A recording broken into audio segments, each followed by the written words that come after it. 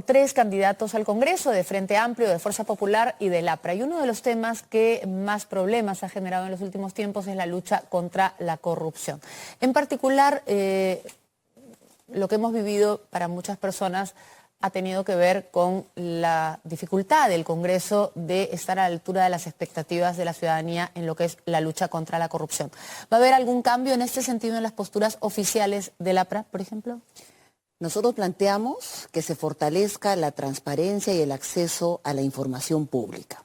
Un ciudadano que solicita información, ya sea, he estado reunido en Villa El Salvador con unos alumnos, han pedido la información a la universidad o al Ministerio de Educación, desde octubre nadie les responde. Un ciudadano quiere saber cómo está la construcción de su muro de contención que no tiene ni siquiera primera piedra, nadie le responde. Pero hablemos de la responsabilidad del Congreso. Cuando el Congreso, por ejemplo, tenía que levantar inmunidades o tenía que la Comisión de Ética sancionar o tenía que permitir que se hiciera un procedimiento de investigación o un juicio a un funcionario que tenía protecciones constitucionales, estamos hablando de los integrantes del Consejo Nacional de la Magistratura, del señor Inostroza, Fuerza Popular y el APRA hicieron todo lo posible porque no se hicieran estas investigaciones y porque las personas no fueran juzgadas. Entonces, seamos claros, ¿cómo van a reaccionar frente a ese tipo de casos en el futuro? Sol, planteamos dentro de la función de fiscalización que tiene el Congreso de la República, funciones y la bancada que ingresa ahora al Parlamento del Partido Aprista hará todo lo contrario que la bancada anterior pudo hacer y equivocadamente tomar decisiones. Se concerta temas, por supuesto que sí, sean transparentes en favor del país. Lo que nosotros planteamos en esta posición es lo que está pasando el ciudadano todos los días y que la lucha anticorrupción también se ve desde los gobiernos locales, los gobiernos regionales.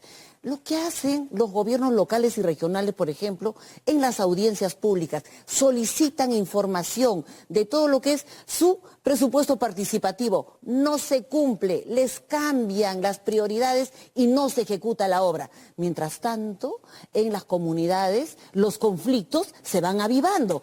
¿Cómo bajamos eso? Esa es una lucha anticorrupción que nosotros queremos hacer desde el Congreso. Tenemos que pasar a nuestro siguiente invitado porque se nos agota el tiempo rápidamente en la televisión. Dite, la gran crítica a Fuerza Popular ha sido que, bueno, no todos, pero sí algunos de los miembros de la bancada parecían reacios a que se hagan estas investigaciones a fondo y que se habilite precisamente al Ministerio Público a investigar a funcionarios de alta investidura vinculados a casos de corrupción como Cuellos Blanco y otros. Es verdad que no fueron todos, pero sí muchas de las voces que salían todos los días, como por ejemplo Héctor Becerril, que además a su vez estaba involucrado en algunos de estos casos, parecía hacer todo lo posible porque no lleguen a buen puerto estas investigaciones contra la corrupción.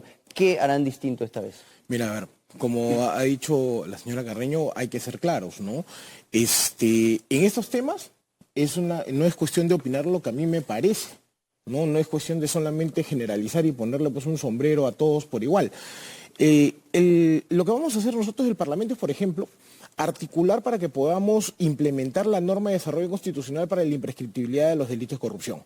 Porque hoy día, la verdad que escuchaba en el debate, ¿no?, cómo se hablaba de que hay que modificar la Constitución para la imprescriptibilidad, ¿no? La gente debería saber que eso ya está aprobado, ¿no? Lo que falta es la norma de desarrollo constitucional para ese tema.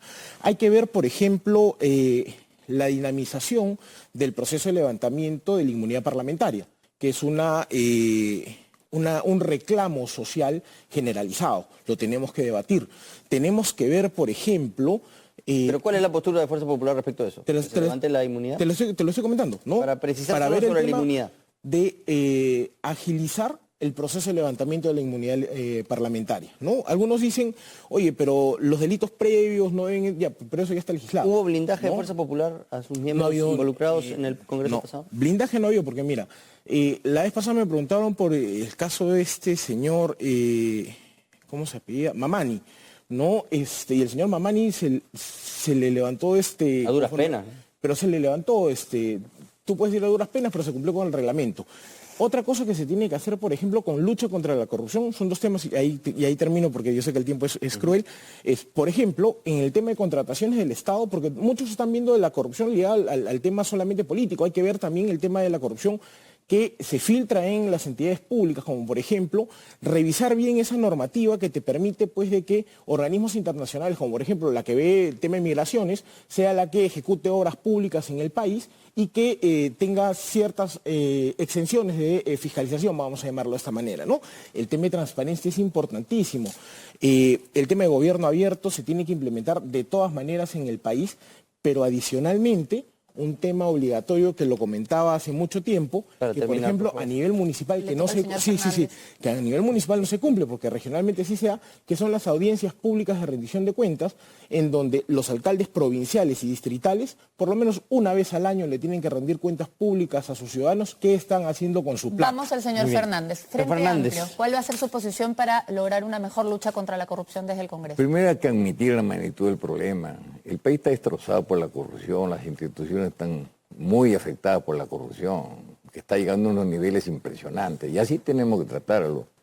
Ha llegado a las Fuerzas Armadas, al Poder Judicial, al Congreso, al Ejecutivo, generales que te roban la Pero gasolina. la posición de Frente Amplio, ¿qué va a hacer? ¿Cuál es su propuesta para luchar contra la corrupción? Contra la corrupción tenemos que ir a recomponer las instituciones del país que están afectadas y podridas por la corrupción.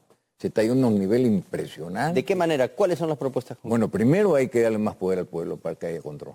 Porque precisamente cuando menos control, cuando hablamos de los presupuestos participativos, precisamente es un mecanismo de control. ¿Por qué no lo ampliamos?